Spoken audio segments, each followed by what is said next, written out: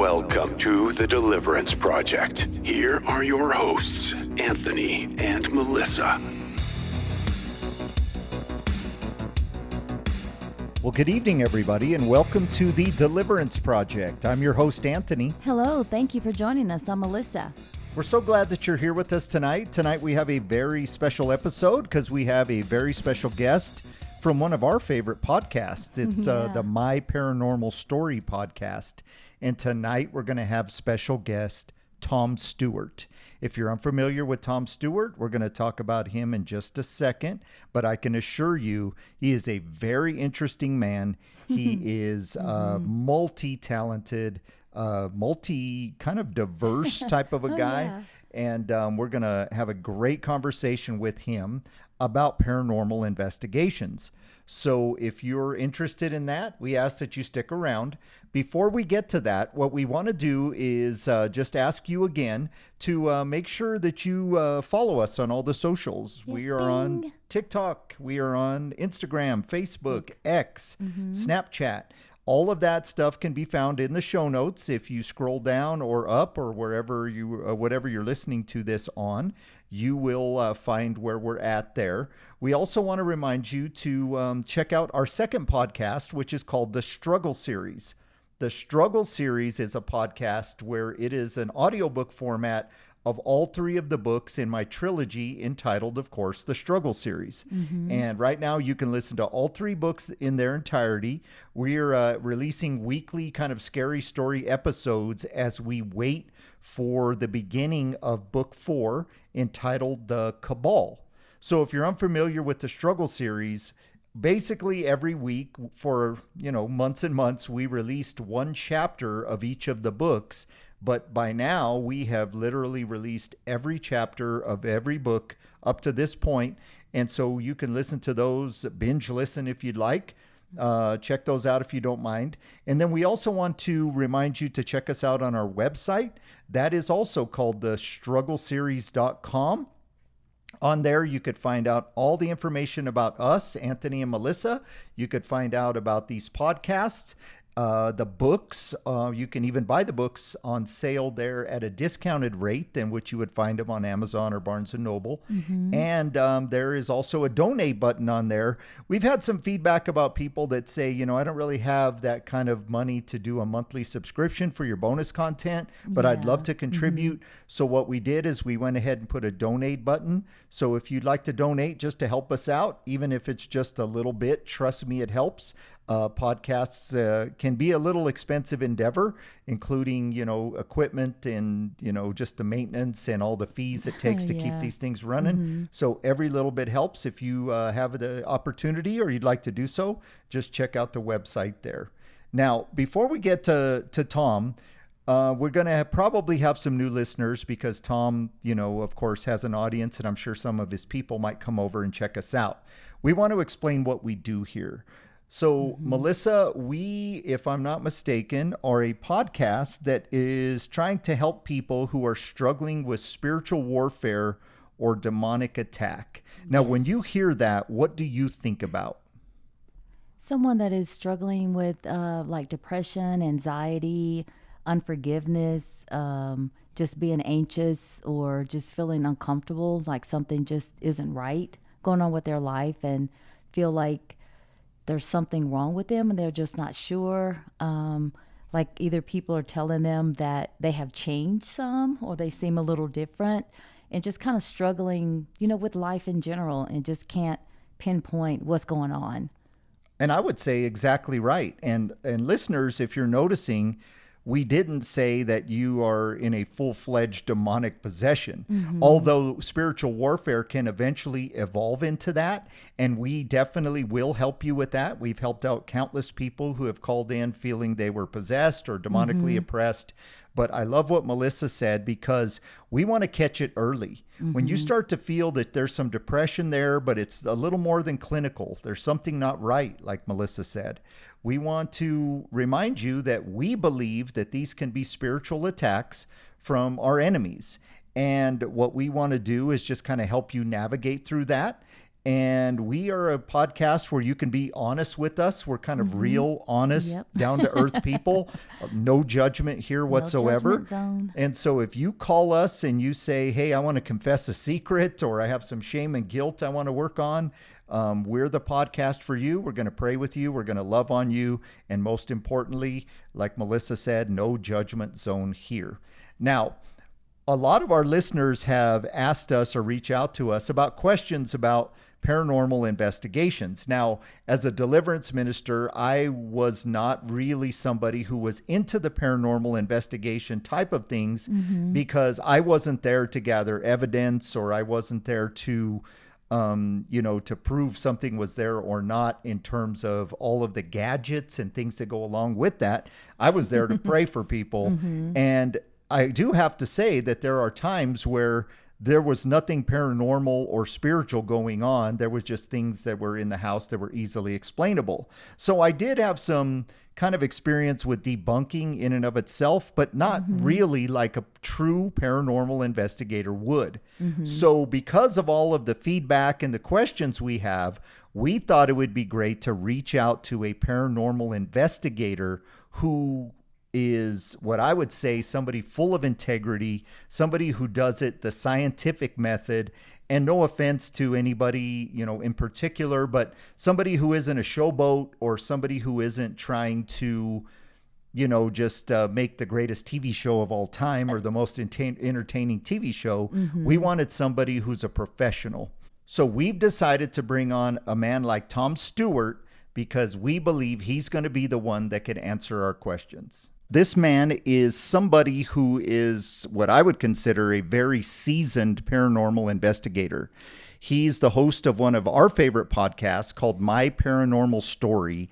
And if you haven't listened to My Paranormal Story, please go do so. He is somebody who's an amazing storyteller. He's had paranormal experiences for, I would say, the bulk of his life. And so he's full of these stories that will catch your attention and really kind of give you that that vibe of somebody who's been there, done that, but also has that kind of optimistic skepticism about things. So I think it's exactly what our audience has been going for. And most importantly, my curious part about this, which we'll get to in a second, he is also a stand-up comedian.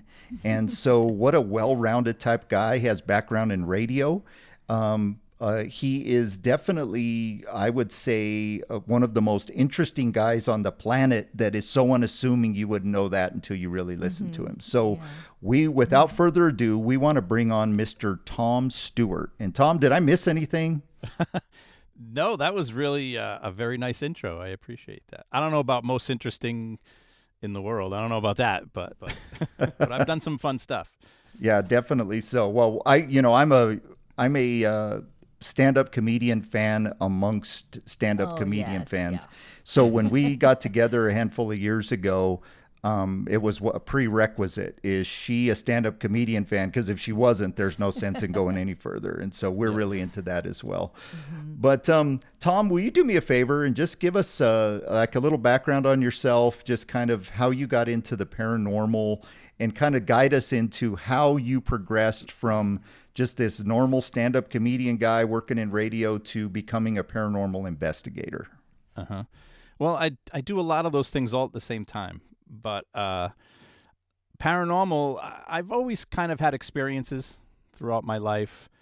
But it was when I was living in a haunted house in Providence, Rhode Island, that I really, really took an interest to it. I wanted to learn more about things like spirits and ghosts and hauntings because the house I was in was haunted. And so that's when I started really studying things. I wanted to read everything and watch every movie. And that was right about the same time that TV shows like Ghost Hunters came out. And like most paranormal investigators, that was my biggest influence. And once I had all these experiences and then now had all this knowledge, I said, maybe I should be helping people too, just like they do on Ghost Hunters. So I started looking around my area for established paranormal teams, and I just happened to be in Rhode Island where TAPS is, but they weren't taking on new investigators at the time. But I ended up finding an even better group called Rise Up Paranormal. I sent them an email and said, hey, I really want to be involved in this. Here's what I could bring to the table. And if that sounds like something that would be great for your team, I would love to join you. And I did. And then for, 7 or 8 years, we went on some amazing investigations. We helped a lot of people with their houses and their businesses.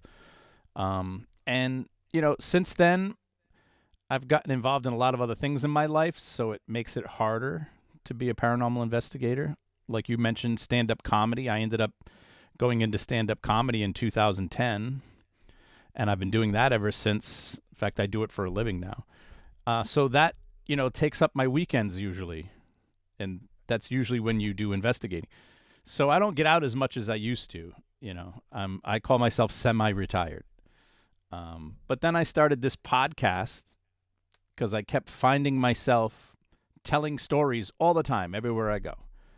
Somebody there would be like, Tom, tell them the story about this, or tell them that story you told me then. And so I was like, I got to figure out a way to get these stories down. Like I was thinking, well, maybe I should write a book. But then the podcast craze started. I said, maybe I'll start a podcast, and just every episode will be a story of something I experienced. And so I started that in like 2018. And I took a lot of influence from Aaron Mahnke, who does the podcast Lore, and just went from there. And that's basically what I've been doing. Now, when I hear that, I think of like this guy, and correct me if I'm wrong, but I'm picturing in my head, you're this guy that's into the paranormal, so you reach out to this paranormal team. And if I'm not mistaken, isn't I can't remember his first name, but Mr. DaCosta, he's the Rise Up Paranormal guy. Yes. So you go Ken and DaCosta. Ken, yeah. And you go to meet with these people and you kind of sell yourself, but kind of walk our audience through like what it was like on that first paranormal investigation when you're like maybe now officially on the team. Yeah. The very first one, I believe, was this local business. They dealt with a lot of rocks, minerals, things like that. You could go there to buy rose quartz or to buy a salt lamp or things like that. The woman who owned it was a local geologist. She would go out into the wild and look for, fancy looking stones and gems and such. And she swore that her shop was haunted. And so they had already investigated there a couple of times, but they thought it was a good place for me to, kind of break the ice. And that very first night, weird things were happening. And I was like, wow.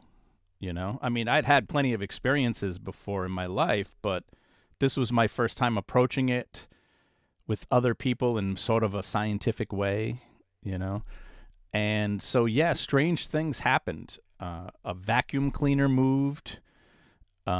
We saw shadows. We saw what was weird. It was like if you went into the basement and shut all the lights off, you would see tiny little phosphorus flecks, like kind of floating around the room, almost like little gypsies or something flying around the room. It was really mind-boggling. I kind of chalked it up to stone dust from all the stone and everything in that building, but I don't have any proof of that. And one interesting experiment we did that night was we took a thermometer and we pointed it in one spot on the floor. It was one of those laser thermometers. And we asked the spirit if it could make the temperature go down as a sign that they know we're there. And sure enough, when we got it on video, you see the temperature going down by a degree, by another degree, by another degree. So it was going from like 56, 55, 54, went down like 4 or 5 degrees. And then we asked, all right, can you bring it back up to where it was? And it slowly went back up. So it showed some intelligence. Yeah, it's hard to really dispute that kind of evidence when it's almost on command. Now, So it was a very interesting first investigation for me. well, So you few were after hooked that in. were It's like, boring. oh. It got boring for a few times after that, but the first one was like, it really set the bar high. yeah. Now I'm going to ramble here a little bit just to kind of make some context here. So, as a minister, from at age 17 is when I felt that I performed my first deliverance ministry of somebody who was possessed by demons. And, people can believe that or not. I've been called a kook by a million different people in different ways, but, there's a lot of people there, teams there, and things like that. So we're always looking for, and to put it in simple terms, people that are either deceived, that's not really a demon. And I would say probably 75-80% of the time I've ever gone out, there's nothing demonic there. Other times there, it's maybe so obvious that it's almost terrifying when you walk in. But when you see these paranormal things happening, are you one of those people that would be like a scared type person when you see that, or are you somebody who's always kind of ran towards that stuff? I've always, even when I was young as a kid, I ran towards it. I've always wanted to just know what it is, how it's doing what it's doing, why it's doing what it's doing. So, yeah, so I'm always the one that runs towards it, which most people are like, you're crazy. But if I see a shadow go by or I hear a noise in another room, I want to go in that room and see what's there. And most people are like, no, it's time to leave. Exactly. I'm in the car. So I believe me, I've been called a kook too. Well, and that's kind of what, like I said, I was creating the context there, because there's, in my younger days, I've been able to see spirits since I was a very young child, 4 years old. And my initial, instincts were terror. But then by the time I progressed in age, I'm the guy that runs to it as well. And Melissa and I, when we were first dating, she kind of saw her first spirit. We told the story on our podcast before, but we were visiting some model homes, and it was at night, and we saw, a spirit go in between, right in front of us, in between two houses. And she had some paranormal experiences before, but it was the first time where it was, confirmed. And so she is I don't want to buy a cabin out in the woods. I don't want to go camping. And I'm the guy that wants to find a skinwalker ranch of my own and go live there. Yeah, so, yeah.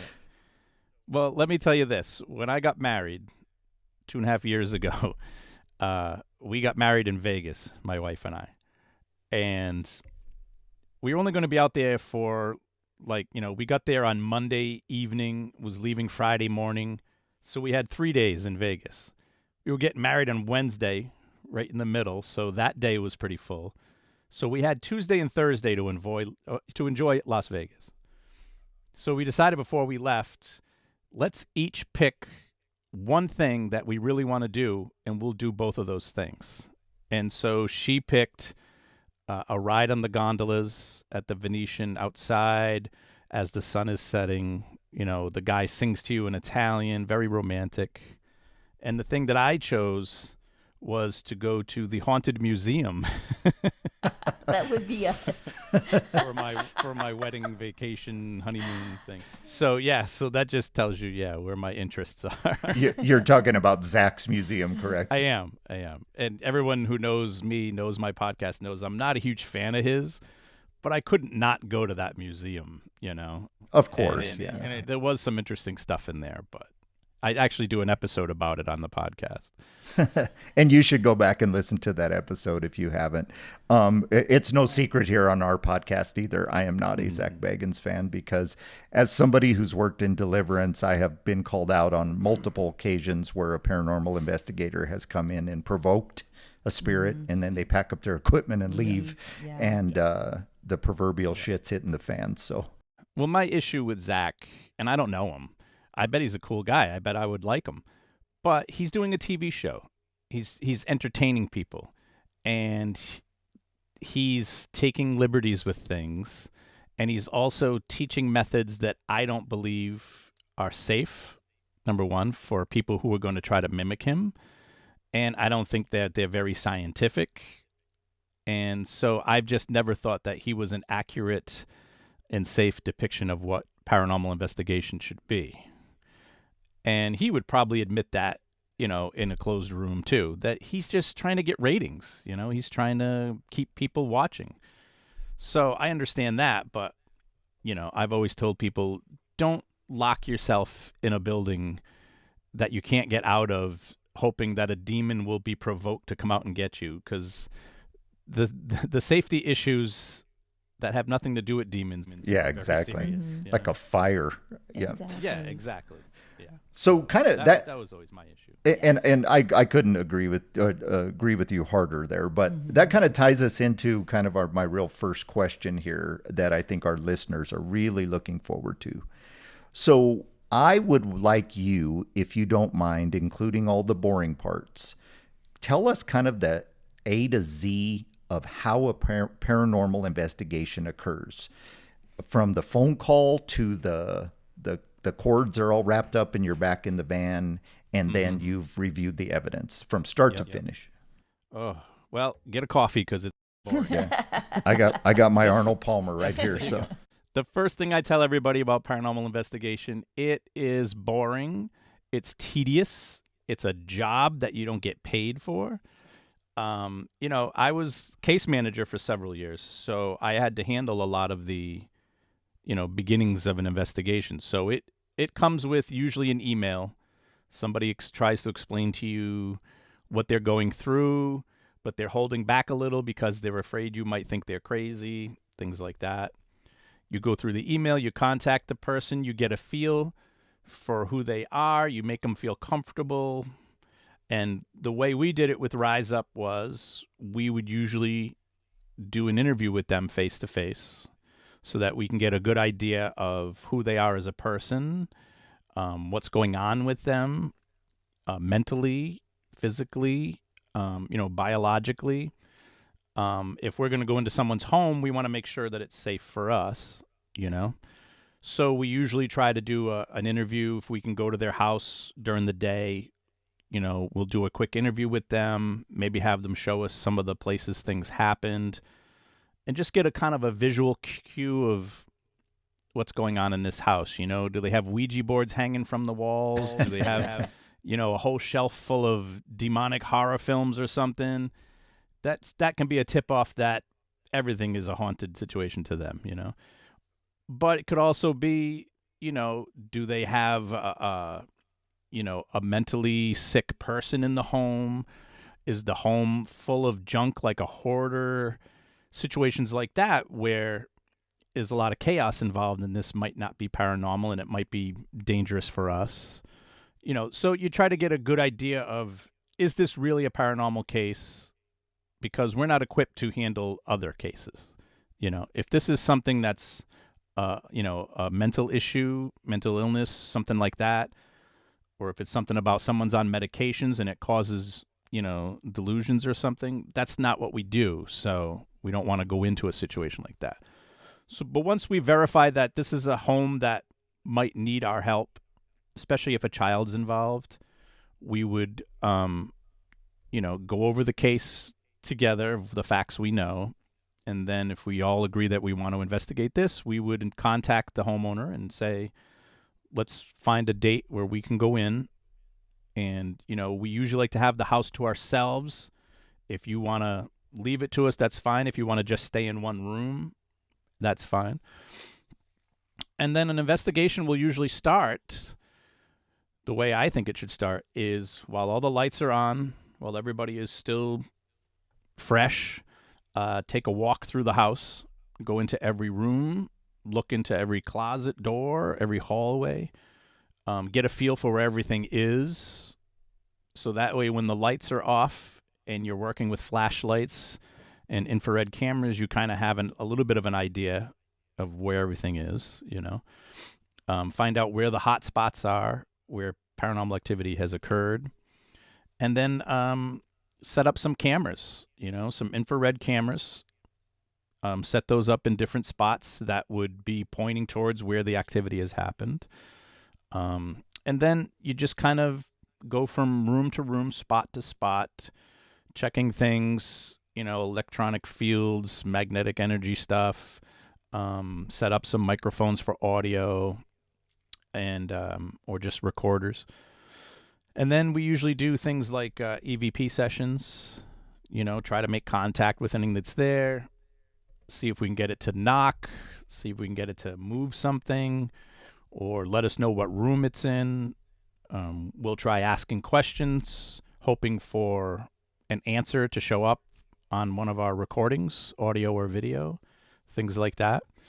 And then, we usually spend a little bit of time doing that, take a break, then go off and do it again in another part of the house, or go back to a part of the house where we feel like there was activity.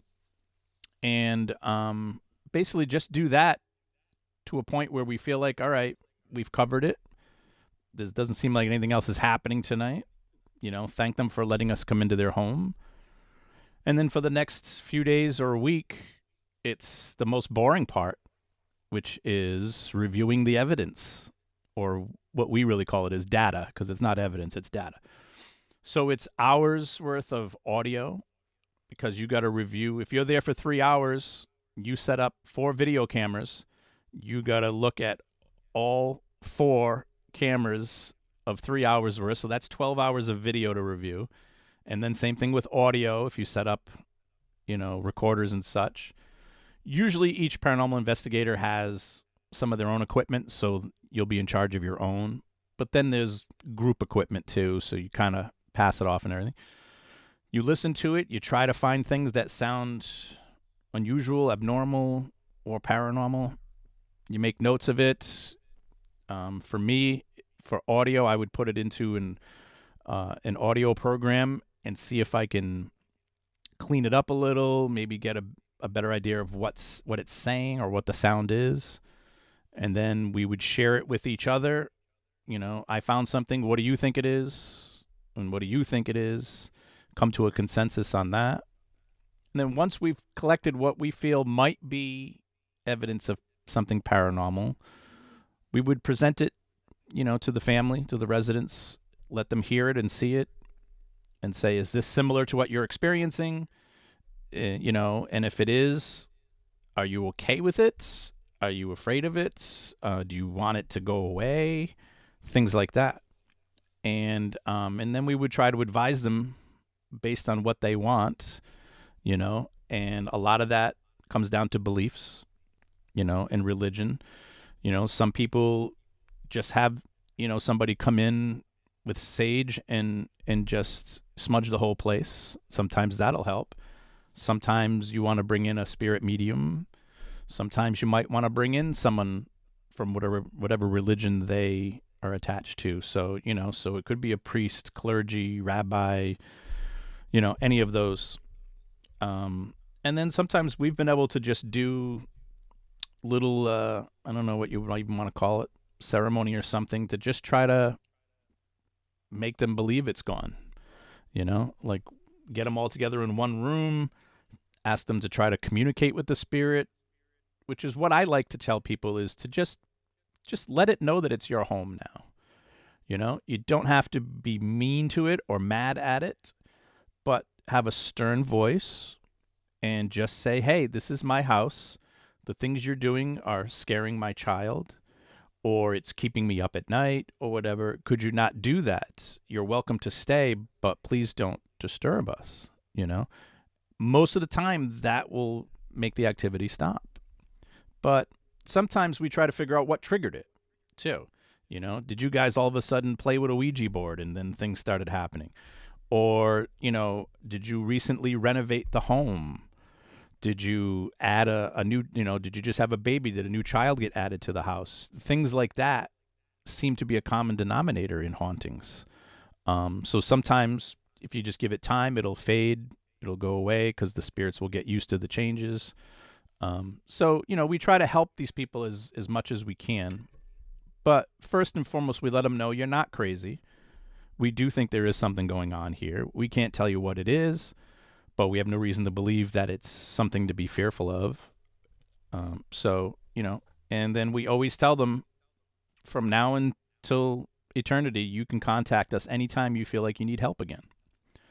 And that's usually how we leave it. And every once in a while, we would go back into a home and do another sweep. A lot of times we would just check in on them and say, how you doing? And they'd be telling us that they're doing great. So, yeah. So it is very, very satisfying, but it's really boring. I've heard you say it that. Sounds like it till you get to the data part, and it's like, oh my god. And like I was saying, data, you don't always find anything. You listen to 8 hours of audio, and you're like, "There's nothing happening in this house," So, and then who knows how many things you might miss too. Mm-hmm. Yeah, just one little coffee break or something, and not set the recorder right. Yeah. Okay, so I have a couple of questions. What are some of your favorite gadgets to use on an investigation? And are there some gadgets that you think are not useful? Okay. I'm very old school. I like a good old-fashioned handheld video camera, handheld audio recorder. Those are the two things that I think are best. I like simple devices like a K2 meter. I like to do a lot of experimenting with things. So some of the tools I use aren't really tools. I will use coins. I believe that coins possess a lot of energy. And because they're small and they're metallic, I think a spirit could do something with a coin, move it perhaps. So I'll do something simple like, put a quarter on a piece of paper on a table or on the floor and draw a circle around it and just ask the spirit, if you can, push this coin outside of the circle. I feel like that's something that doesn't take a lot of energy for them. It's something they're familiar with. They've seen paper. They've seen coins most likely. So I believe that's something they'd be comfortable with. I've done experiments like that had some success, and a lot of times nothing happened. Tools that I don't like, a lot of the modern tools today, I don't like. I don't like any device that talks to you. I don't think that spirits are talking through us through all these different boxes and things like that, ghost boxes and stuff. I feel like those are just man-made devices that are spitting out random words, and you want those words to mean something so bad that you're manifesting something to go along with it. So if you're in a house and the machine says blue, oh, I think she had a blue dress on when she died or something, like you will always try to it's like you're reverse investigating. It's like you're trying to invent evidence to justify something you want to be true, but you're supposed to investigate the opposite way. You're supposed to look for evidence that proves something to be true. You're not supposed to already think it's true. So, those devices, they scan through radio signals, and I don't understand how a spirit would know how to manipulate a voice being broadcast on AM or FM and make that device stop at just the right time that a person is saying a word on the radio that they wanted you to hear. That makes no sense to me. We don't do video, because most of our guests prefer to remain anonymous. But we're all smiling because we've thought the same thing. The ghost box makes zero sense to me, but I guess it's good on television. Exactly. That's what it is. It's a television gimmick, and that's why all the teams use it now. I mean, I have very good friends who are investigators who love their ghost boxes and love their little radio things. But I have never seen it used in a way where I was convinced, oh, it said a word that's related to what we're doing. Well, that's random. And if you don't count all the times it said something that's not related, then you're not really doing science. Because you can't just ignore data until you find something that goes along with what you want to believe. Now, to go with that, Tom, I think, in my opinion, the EVP is much more convincing because you're asking a question and you get a direct response back. So with that being said, can you share with us maybe your single most, or maybe a couple of your most impressive EVPs in your career that you would throw on the table in front of anybody and say, argue that? Yeah, no, I have a whole computer file of those. We used to joke around in Rise Up that some of the stuff we've thrown away they would have used as their season finale on some of these TV shows. Because if we couldn't 100% say that's there and it shouldn't be, we would say, nope, that's not evidence. But here's a couple of examples. There was one where we were investigating the Payne House, which is a very old house from the 1600s. It's a museum now. It's got like 4 floors, and I've investigated there dozens of times. I call it the most haunted place I've ever investigated. Not because it's scary, but because every time I go there, something weird will happen. It's very active, but in a good way. You know, footsteps, shadows, things like that. Nothing that should scare anyone. And we were doing an investigation there one time, and at the beginning we were doing our walkthrough. Lights are on. We're just walking around, going room to room. What happens in this room? Okay. What happens over here? Okay. And Julie, who is one of the best camera operators, the best I've ever worked with, she's never not recording video. Always. Even during the walkthrough of the house, she's got her video camera going. So we're in the Payne House, and we're walking from the first floor up the stairs to the second floor. And as she reviewed the audio from that video, as we were all just chit-chatting, going up the stairs, we recorded, or she recorded, the audio of what sounds like a little girl. And the little girl is saying, they're coming, like that, as we're walking up the stairs. And we have had a lot of EVPs of this little girl's voice over time. And there is history of a young girl dying in the house, many years ago. But what really got us about this is not only how crystal clear it was, but who was she talking to? She was warning somebody else that we were coming. You were coming, yeah. Yes. So who was she talking to? Another spirit? That was the only time I've ever heard a spirit possibly talking to another spirit in the room, which tells us that they are aware of each other if there's more than one. So that one was a really interesting one. And then there was another really cool one that I love. And I caught this one on my audio, and a couple of other people in the room caught it too. We were investigating a mill in Woonsocket, Rhode Island, which has a very huge French background. A lot of Canadian French people migrated to this section of Rhode Island many years ago, and so there's a lot of French there. And so we were investigating this old mill, which was like 100 years old or more, and it was famous for a lot of French immigrants who worked there, including young people when children were able to be put into the labor force. So we investigated this huge mill. We actually had some of the TAPS team with us that night. It was their investigation. We were actually at their investigation, but we've been friends with them for a long time. So we investigated this whole mill. Certain things happened here and there and stuff. But we went to the garage part of the mill where they keep some trucks. And we were investigating in there. There's probably 4 or 5 of us. And Ken DaCosta was there. He was asking a bunch of questions. We were hoping for replies. And at the end of the EVP session, he was like, "Thank you very much. Merci beaucoup." He figured he'd say goodbye in French since we're expecting people to be French there. Well, on our audio, mine and a couple of others, when he says "Merci beaucoup," you hear somebody with a French accent say it back. "Merci beaucoup." And he didn't have a French accent, so we know it wasn't him. It was someone else in the room with a French accent saying it back. None of us heard it, but it showed up on our recordings. And I actually was using a parabolic microphone at the time, which when I hear sounds in real time, I'm able to find out what direction it's coming from. But I didn't hear it, but it showed up on my recorder.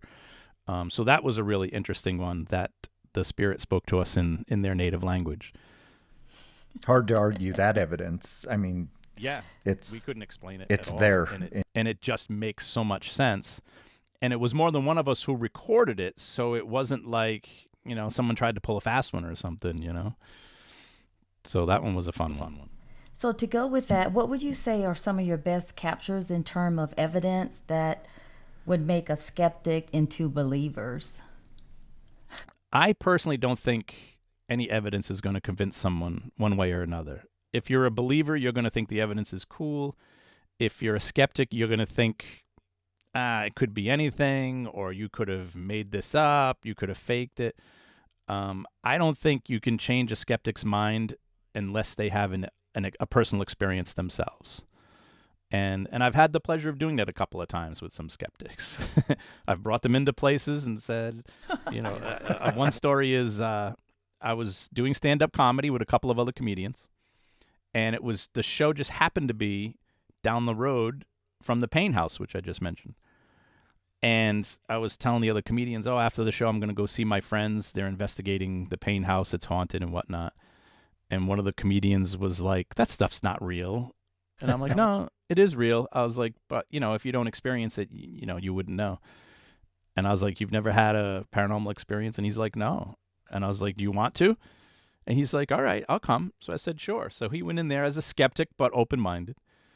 And it didn't take him long before he saw a shadow walk across a hallway from one side to the other. And we're all looking at him because he's staring down the hallway. And we're like, what did you see? And he goes, I think someone just walked by. And we're like, no, we're all in here. There's no one else in the house.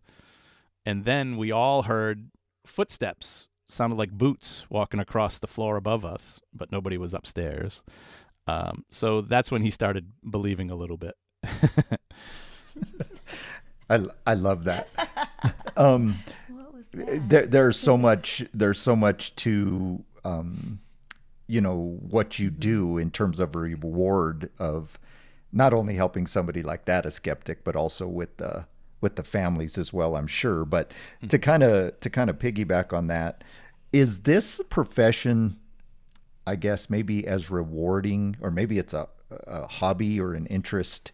I don't know. It's a profession, but you don't get paid. Yeah, so you don't get paid. So can't call it a profession. Is it rewarding? I think it's an interest. Is it rewarding? It can be, yeah. I mean, when we were helping people be more comfortable in their homes, I mean, the number of times we've been able to make, a young boy or young girl feel safe in their bedroom again, or be able to deal with the fact that these things happen and that they don't have to be scary, the noise you're hearing in the other room. It can be rewarding. I try to tell people that spirits are most likely, in my opinion, just as lost and scared and confused as we are.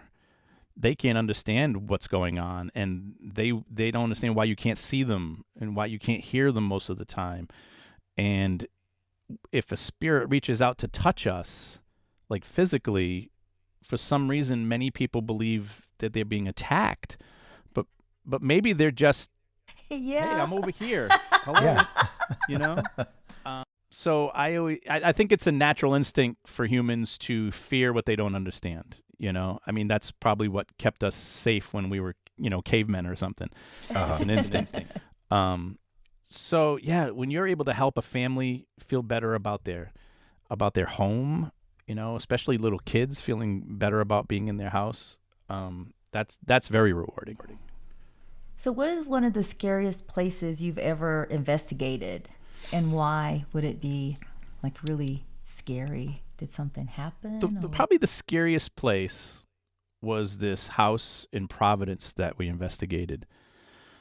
It was one of the oddest places I've ever been. And I don't scare easy. I've seen things move. I've been touched. I've had things thrown at me, but it didn't scare me. But this house scared me for some reason. It was a triple-decker house, 3-family house, and there were people who lived on the first floor, and they left the second floor as kind of for storage, like an attic. And the third floor, they never went up there. They said it was very haunted, and that sometimes it would come down to the first floor. This third floor was set up in like the 70s, I believe, to be kind of like a hostel. So people who were kind of like in the 70s, there were a lot of people who just kind of traveled across the country, hitchhiking, staying wherever they can. And this place would take them in. It was in Providence, so it was close to a lot of art districts and stuff. And so people would just rent out a room there for a week or a month. Some of them would stay longer. And it was just little rooms with a community kitchen and a community bathroom. And now the rooms kind of had junk in them and stuff, but some of them still had stuff left over from the 70s. There was some old clothes. There was, I don't know if you guys remember this machine, but there was this old belt machine. Oh, yeah. That people used to use to lose weight. You would put this belt around your stomach. For those who don't know, you put this like big, thick white belt around your stomach and you hook it up to this machine, and the machine would jiggle you. Yeah. And jiggle your fat, and that was supposedly going to make you skinny. They had one of those machines up there. That just shows you how old everything was up there. But this third floor just had a feeling to it that you just felt like there was so many other people around you when there weren't. And weird things just kept happening in there to us that night. It was difficult to investigate because there was a lot of outside noise. It was a very tight neighborhood, a lot of cars going by, people walking and stuff. So it was tough to do EVP sessions. So we decided to try a K2 session, which basically is, if you know what a K2 meter is, it detects electromagnetic fields, how strong the EMFs are around you. We set up 2 of them side by side, probably about 6 inches apart. And we basically asked questions and said, if the answer is yes, light up this one. If the answer is no, light up this one. And we were able to have a conversation, yes or no conversation, with whatever spirit was communicating with us through those devices. And I've only seen that happen one other time. And it's kind of hard for that to happen naturally, because if there was an electromagnetic disruption in the room, both meters should light up. But we were getting one lighting up and not the other one, and vice versa, as answers to our questions. So it was very, very interesting. And then at one point, when we were wrapping up, cleaning up all our equipment and everything, there was no electricity on the 3rd floor, so we had to stretch extension cords down 2 flights of stairs to plug in downstairs. So we had a lot of extension cords. And I was pulling one down, wrapping it up, and it was stuck on something, stuck in like the door frame. So I had to go all the way up there to unsnag it. And just being up there by myself, I was like, whew, this is like spooky up here. Like, it was like when you're a little kid and you don't want to go in the basement, so you run up the stairs really quick. Yeah. So that was kind of like I unhooked it really quick and ran back down the stairs. And I'm wrapping up the cord, and all of a sudden it snug again, like it's stuck again. I'm like, what is going on?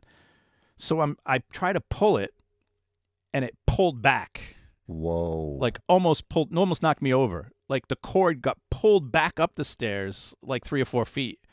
I was like, whoa! I was like, I'm not going back up there. I told somebody else what happened. They're like, really? So we went up together, and grabbed the rest of the cord and just kind of brought it down with us instead of trying to pull it. So that kind of scared me. That house today, to me, is still spooky to me. That house, I think, was legit scary. I think they did a lot of black magic type stuff in there maybe back in the day, Ouija board stuff, rituals, who knows what they were doing. But I have a feeling that there's a lot of stuff going on in that house. Yeah, that gave me the chills. So let's kind of, that'll kind of help us transition to this next question. So as I said earlier, Deliverance ministry, you're a minister. It's not, something that people really do full time, except for very recently. These were the things where I'm a regular old preacher, and then you get called out every now and then because somebody has a demon in their house. And I'm also a psychologist. I'm also somebody who's well-educated. So in the vast majority of the time I would go out, mental illness, I did some debunking just by nature of the claims. So for example, things seem to roll off the countertop. Well, is the thing level? That type of thing. Condensation on a glass slides a glass off. Exactly. You're not possessed. There's not a demon in your home. But on the same token, people get very disturbed when a minister comes to their house and debunks their claims. It kind of gets frustrating. But I'm sure as a paranormal investigator, it's maybe equally as, it's not met well sometimes, but can you give like some examples of where your debunking claims maybe helped or pissed people off or kind of tell us about debunking in general? There's been a lot of situations where they tell us the claim, we investigate it, we try to duplicate it, repeat it in some way. And, with Rise Up, we had a lot of investigators who had firsthand expertise on certain things. We had somebody who was a child psychologist. We had somebody who was a photography expert. We had somebody who was construction, somebody who was plumbing. So we were able to, people like to say the word debunk. We were able to debunk, I like to say dismiss certain claims because it was most likely this, not that. It's most likely your pipes that are causing this. It's most likely you're sitting way too close to the breaker box when you're on your computer, something like that.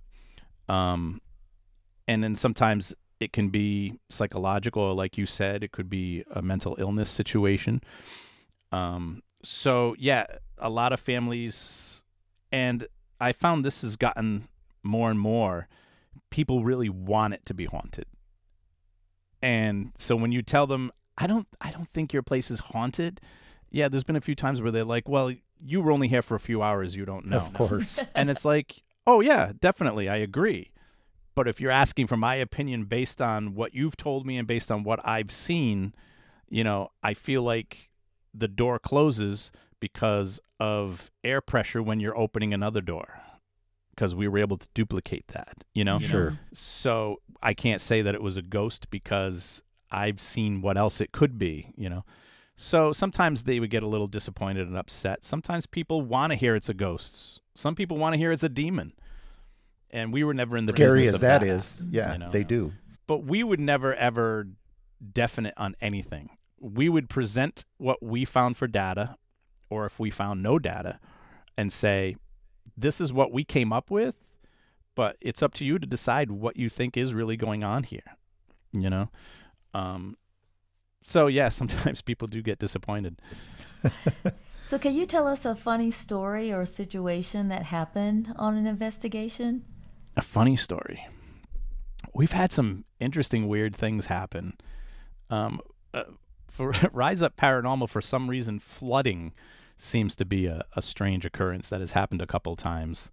We were investigating Belcourt Castle in Newport, Rhode Island one time, and it was a rainstorm outside, and for some reason, and the owner said this had never happened before, water was flooding into the library through the walls, through the doors, and we went into, hero act trying to save all the antiques and stuff in that room, and we're using brooms to try to sweep the water out of the way, and it was just the strangest thing that room flooded while we were there. It had never flooded before. And then one time while investigating at a place, there was flooding in the basement because a water main broke right outside the building where we were investigating, and so water's rushing in. And so that's kind of funny. I'm trying to think if there's anything really like amusing things that have happened. I'm sure there is. I mean, we've got blooper reels and stuff that we would put together. I can remember we were walking around Rose Island in Newport, Rhode Island, and just seagulls attacking us and birds attacking us because it's like their sanctuary and things like that. I like that question, Melissa, because I don't have the attention span to probably do a full paranormal investigation. I would be doing some clown shit or something to try. That's why we take breaks. There you go. We would investigate for 45 minutes, take 15 minutes off. That's the best philosophy, I think. Take 15 minutes, go outside, get some air, clear your head, joke around a little, have some laughs. And we used to, with Rise Up, we were all funny people and just fun and loved being around each other. So you had to have a little play. I would. I can only imagine. So that way, when you're being serious, you can be serious. It just makes everything better that way. And then have some snacks too. I always want to have snacks on investigation. Man after But my they own have heart. they have to be quiet snacks. That was the rule. So you can't have any chips, nothing that crunches, nothing with loud wrappers. Twizzlers was always my favorite. Twizzlers are a very quiet candy, and delicious. So There you go. That's what he said about the paper. Every meeting that we would have as an HR meeting, we would have one lady that would open her chips right in the middle. And it's like, Yep. we could all hear it. She's just slightly trying to open it real slow. yeah.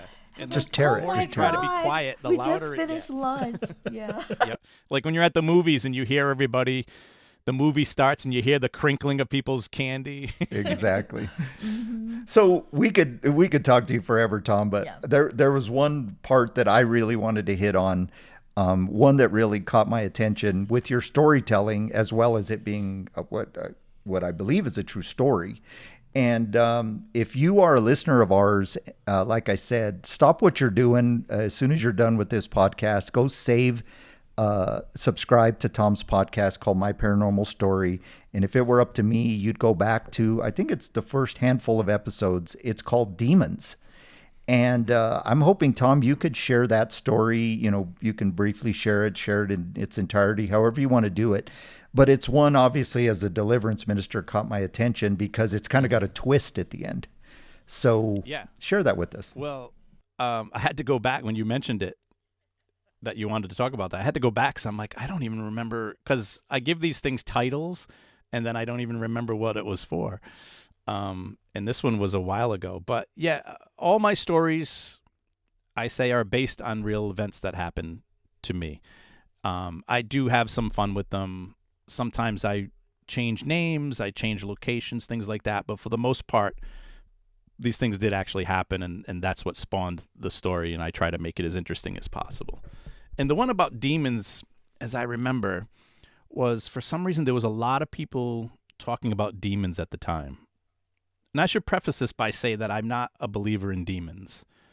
I've never investigated a case and felt, oh, this is demonic. I'm not a religious person, so I feel like to call something demonic would go against my beliefs of not having any religious beliefs. So I don't call anything a demon. I've encountered spirits that I thought were angry or just jerks, but nothing demonic. I may have witnessed one possession, but, how can any of us say for sure what anything is? But the episode you're referring to was... well, I don't know. Should I give away the twist ending? I guess I can. You tell it how you want. I like the ending. The way the story is that, my cousin sees me at a restaurant or a bar, and we hadn't talked in a long time. We're not that close, but she knows, thanks to Facebook, that I'm an investigator and I'm into things, and she decides to tell me about stuff that's going on at her house. And so she gives me the keys and has me go investigate it and everything. And I go over there by myself, and lots of weird things start happening to me. And I start witnessing something that's coming after me, and I can't see it, but I know it's there. I'm outside, and I can see the impressions of the feet of whatever this is coming towards me in the grass. And the climax of the story is I take my keys out of my pocket and put them into my fist with a key sticking out, kind of like a weapon, and go to swing at whatever this thing is that's coming at me. And that's when I wake up. This was actually a dream that I did have about this. The part where I see my cousin at a bar, that actually happened. She actually did tell me about her apartment. But when I went to investigate it, none of those things happened. But I did dream all those things happening at her apartment after I had investigated it. And I don't mention that part in the episode. But the dream part was really weird because when I woke up from the dream, on my floor in my bedroom was my keys. The keys that I had on me in my dream. But I always hang my keys up on a hook by the door as soon as I walk in the house. Like, always. Like, I'm OCD about it. Yeah, I never leave my keys in my pocket. I would never bring them into the bedroom for any reason. So for them to be on my bedroom floor was completely strange. And to have such a weird, elaborate dream, I wonder if maybe something that was in her house somehow got attached to me and wanted to show me the things it could have done or could do or something. I don't know. But it was very interesting to wake up and see my keys on the floor. If you're a listener here, you picture this, he's having this dream about fighting some evil entity, and he's trying to, like you put your keys through your fingers, like to defend yourself, and he wakes up from the dream, but his keys are on the floor. So there's some sort of paranormal, some sort of event that occurred, or, lucid dreaming or whatever. We're real big to a lot of mystical stuff here, Tom. We talk a lot about Nephilim and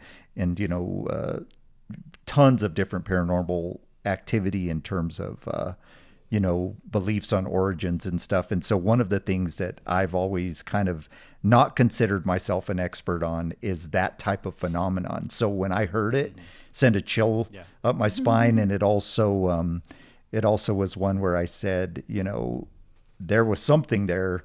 I'm big on eliminating the 99%. Well, I shouldn't say that. 90% of things that just could be disputed in 2 seconds, and really focusing on the ones that there's no real way to dispute that. Now, where it came from or what it was, we don't know, but that's where I like to focus, is in that little. Yeah, it's a mystery. For sure. Yeah. So that was, I think I called it demons because at the time there were a lot of people talking about demons, and I was like, this one might have been something demonic if somebody wants to think that. Sure. I don't think it was, but everything's a demon now. When it comes to it's true. But when it comes to a podcast, you want to have a good title. Yeah. So, yeah. So obviously, I appreciate you listening. Oh yeah, thank you. So obviously, we believe in demons in our ministry here to help people that believe that they are experiencing spiritual warfare. My question is, does your paranormal team have someone you refer people to if they feel that it's not a ghost, but actually a demon? In other words, do you work with a priest or pastor or clergy in some cases? When I was with Rise Up, we were friendly with a few local demonologists, and some of them who were very well known, actually. And we were also close to people who were clergy, close to a shaman, a few other people like that. We never called any of them in for a demonic case that I remember. Maybe they did once I wasn't with them anymore. But while I was with them, we would call them in if the people felt like they wanted the assistance of those people. We never try to talk anybody out of anything. If you feel like a priest will help you, we'll recommend one if you don't know one, or a shaman or a demonologist. But we were all pretty open-minded, but none of us ever jumped to demonic conclusions. It would take a lot of convincing, especially to me, to call something demonic. Sure. And I think where we come from is, there's so much. Let me just word it like this. In my experience, I've had some bad encounters with paranormal teams who almost felt maybe slighted or maybe ineffective when they couldn't get to a certain place, and then somebody would call us in. But I've always considered it maybe more of a mutual thing if people can get to that point where, this is what you do, this is what we do. Because I see it as, you've done a lot of work for me if you're a paranormal team that's done all of this scientific stuff and said, we know something's here, but we don't know what it is. So let's refer these people to their faith, leaders to take it to the next step. I've had some teams that have worked with me that have done that. And I've had some that, consider us, in their way maybe. So I think we selected you as somebody who is a very kind of even-keeled, level-minded guy that says, this is what we do, this is what you do. And so I wish more teams would do that instead of I guess what I'm saying is you shouldn't cross over if it's not your expertise. Because from our end, I've also had paranormal investigators that thought they were going to pick up the Roman ritual, the Romano Rituale, and start doing an exorcism. And you don't even have that faith. Why are you doing that? It's almost like you're trying to, put your gadgets down and become somebody you're not. And I'm not going to go pick up gadgets. Yeah. It's definitely not my lane. Yeah. I definitely stay out of it. But I would love to go to an active case of yours and witness it from my point of view, where I don't have the same belief system as you. A lot of what all this is about is belief. It's what you believe. For me, it's always been, what can I prove? And I've never been, people say, oh, are you atheist? I don't think I'm atheist. I just don't think I've been able to prove any of the religions to myself to the point where I believe in them.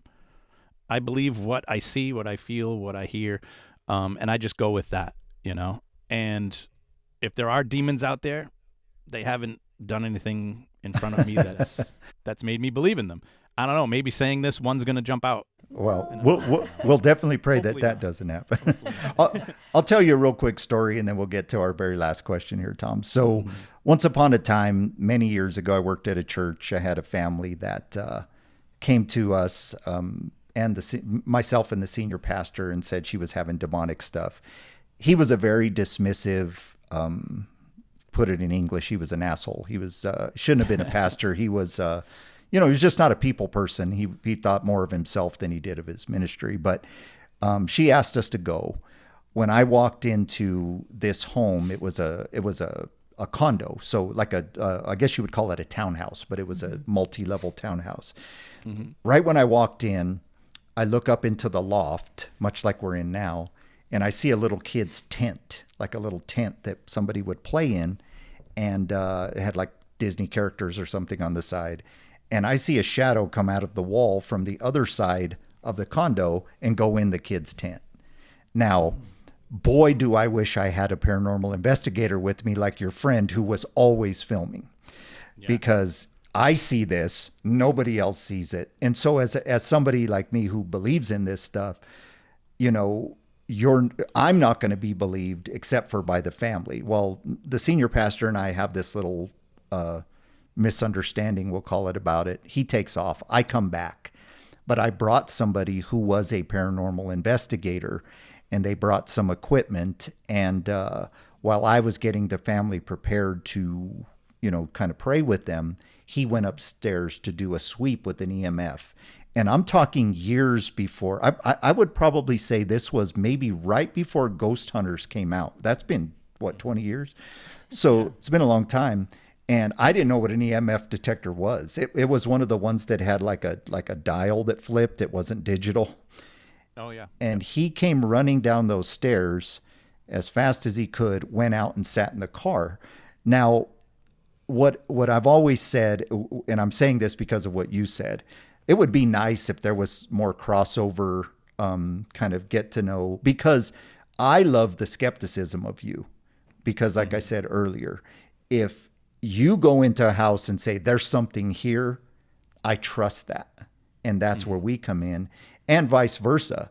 If I go to a house, it's nice to say, this is not my lane. I don't feel this is evil. I don't feel it's demonic, but there's something going on here.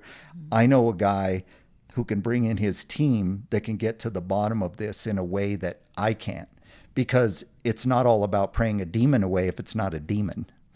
It's right. About, getting the family comfortable with what's going on. So I agree 100%. I love all that. I wish more groups and more beliefs would work together. I hope someday we figure out what is happening, because we all are in agreement of that. Something weird happens around us. Yeah. We all know this. We've all decided to try and come up with our own definitions as what it is or what's causing it, but we really don't know. None of us do. So working together is the only way to even maybe possibly figure it out. Probably won't, but it's certainly a better way of approaching it. Well, I think with technology, we're getting there, and we'll probably see the aliens come down first before we figure out what spirits are. But we'll figure it out. We're gonna discover aliens before we ever figure out what ghosts. Yeah. Now, Tom, I know your time's valuable. I want to put you on the spot here with a question. Now, you're a stand-up comedian. I want you to think of the funniest one-liner joke you could tell on a Christian podcast that's not so reverent. Oh. So that is on the spot. I can tell you a joke that I used to do that is kind of related to religion. Go for it. I used to tell this around Christmas time all the time. Christmas, obviously, we're celebrating the birth of Jesus Christ. Uh-huh. And I used to always think, the three wise men, they brought presents to Jesus. They brought myrrh, frankincense, and gold. And I always felt those first two guys must have been really pissed when the third guy showed up with gold. Like, we agreed $20 or less. What are you doing with gold? Like, you made us look. I got frankincense. What are you doing? So that was one of the religious jokes I used to tell at Christmas, and it would work, but I was always nervous. I love it because I just saw the stand-up comedian come out. I love it. That made my night for sure. I haven't told that joke in a long time. That's in my old repertoire. Well, yeah, we are a podcast that pisses off religion like none other, Tom, because we are. I'm just somebody who believes, and Melissa's jumped on board with me that religion has become this weapon used against people. And it's not really what, in my faith, what it's really meant to be, which is to love on the unlovable people. And we do that by using a lot of humor, a lot of irreverence. I'm not afraid to slip in a bad word every now and then because I'm not fake. And so, that joke will resonate well with our audience, and I hope so. They'll love it. They're not the stuffy type of people. So as long as you're telling a joke, in good faith and not with ill intentions or any hate in your heart, then I think it's fine. Yeah. That's the sad part about Christianity. Anyway, I won't speak for other religions, is they get way too serious and way too stuffy. And if that pissed them off, well, then good. Go listen to some hymns and shut your pie hole. So we'll go from there.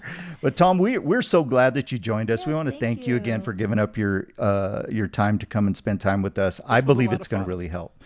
It's been a ton of fun, and it's good to get to know you. So we want to just remind everybody of My Paranormal Story podcast. Please go subscribe, hit the bells, listen to this man's podcast.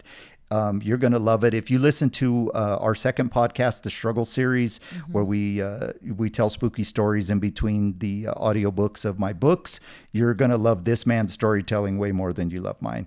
He definitely has it down, even down to the creepy music in the background and everything. So go find this man's podcast. And if you're into that comedy stuff, this man's in the New England area, find him somewhere and go support him that way. Tom, thanks again for joining us, and we hope you have a great evening. Anthony, Melissa, thank you so much for having me. You guys were awesome. Thank you. Thank you. Okay, so what an awesome guest Tom was. That was fun. That was a blast, and definitely something that we want you to, consider in terms of the way that we do our podcast here. We're not afraid to bring on people that necessarily don't believe what we believe, but can still be beneficial to those of you who are out there in the world. Melissa, as I heard him talk, it just solidified what we said, that we wanted to bring somebody on who is all business about this. And if you listen to this man's podcast and just kind of find some of his episodes where they do, kind of where him and his buddies interview paranormal investigators as well, you just see the professionalism. And so for our listeners, if you feel that you have something in your home, but you're not quite sure what it is, wouldn't you say, Melissa, that we would want you to call somebody like Tom, who is not just trying to go to your house and find what you're looking for, but actually will give you answers. That's what I was thinking. I really appreciate the fact that him and his team are very gentle and caring about their investigations. They're just not out there staring up things and, leave the family there to deal with any demons or anything that they stir up. It's like they go in and they talk to them and listen to everything that they're saying, and like very gentle with them. Seems like they're very gentle, a crew, that they're just not going out stirring things up and then leave them, alone to deal with everything on their own. Which would be our concern, is you're stirring things up. And Yeah. he's even written a book, and we didn't even get to talk about this because time kind of got away from us, but he's written a book called The 10 Best Gadgets or 10 Best Tools for Ghost Hunting. And, I like the fact that he is honest about some of these gadgets that people use that are good on TV, but really, what you should have that would help you. So when he was saying about the make this EMF go off versus this one, that's intelligent. There's something there speaking to them.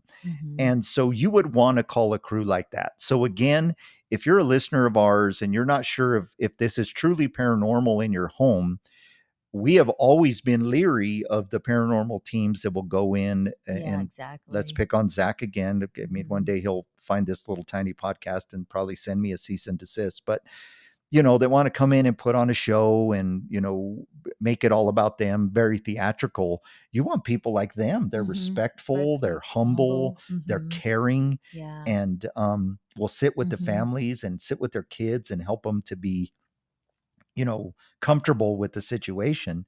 And so that's what we would say is the kind of paranormal investigation that we could get behind. And feel good about helping the family, figure out what's going on, in their house. Yeah. Yeah. So for awesome. sure. So yeah, we hope you've enjoyed this episode of the Deliverance Project. Please join us again next Wednesday. We are going to have a big paranormal kind of creepy story to tell you for next week. But we definitely wanted to get this in here because it's just been a question that people have asked us for a while. And why answer it ourselves when we can bring in an expert? So don't forget, this podcast is written and produced by us, Anthony and Melissa Corelli. This program is copyright The Struggle LLC. And we are also appreciative of Mr. Todd Kozinka with Todd K Voiceovers for the voiceover work and the music he produced to help us put out this podcast. Don't forget to check us out on thestruggleseries.com to find out all about what we do here. You can also write in to tell us your story. You could do that in audio file. You can write us a letter, or you can write in to request that we speak to you directly, or even do an interview. And you can reach us at the Deliverance Project Podcast at gmail.com. We want to thank you for joining us. May God bless you and bring you peace. Good night.